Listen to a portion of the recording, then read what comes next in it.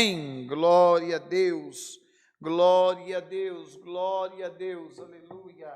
Glória, glória, glória a Deus.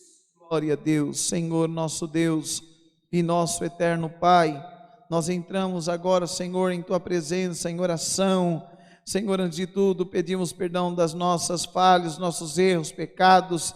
Pedimos ao Senhor, Pai, nos lava com Teu sangue carmesim, Pai.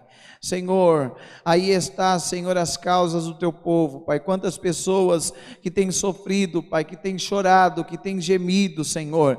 Quem sabe no casamento, com filhos. Senhor, quem sabe, Pai, é com uma enfermidade, com desemprego, Pai. Senhor, é tanta guerra, é tanta luta, é o caos, Pai.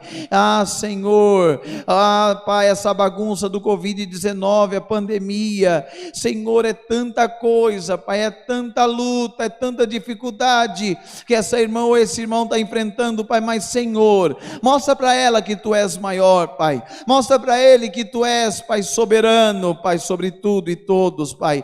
Nós, Senhor, agora, Pai, elevamos a nossa oração a Ti, Senhor, para pedir a Ti, Pai, entra com providência, Pai, na vida do Teu povo, Pai. Vem com a Tua mão poderosa, intervenha, Pai, e repreenda tudo que não presta, todos os demônios, todo espírito contrário, todo levante de Satanás, tudo que não presta, agora caia por terra, seja repreendido, e que toda a força do diabo, do mal, seja quebrada. Nós levantamos um clamor agora, e pedimos ao Senhor, Pai, Pai, passa nos hospitais, passa nos orfanatos, passa, Senhor, nas casas de repouso, Pai.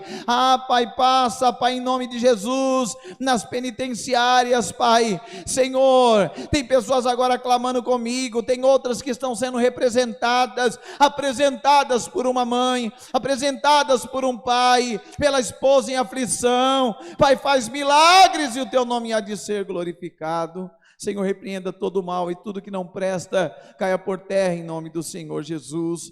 Pai, toma a guia deste culto, Pai, tudo que aqui acontecer, Pai, seja para a honra e seja para a glória, louvor e adoração do Teu nome, e seja guiado pelo Teu Santo Espírito que está no céu. Pai, nós também pedimos a Ti, manda do céu a Tua palavra, fala com a nossa alma, renova, Senhor, as forças do fraco, alegra o triste, Senhor, levanta o abatido, salva o perdido, Pai, liberta o Teu povo de todo mal, Pai, e dê a vitória à Tua igreja em nome do Senhor Jesus, Pai.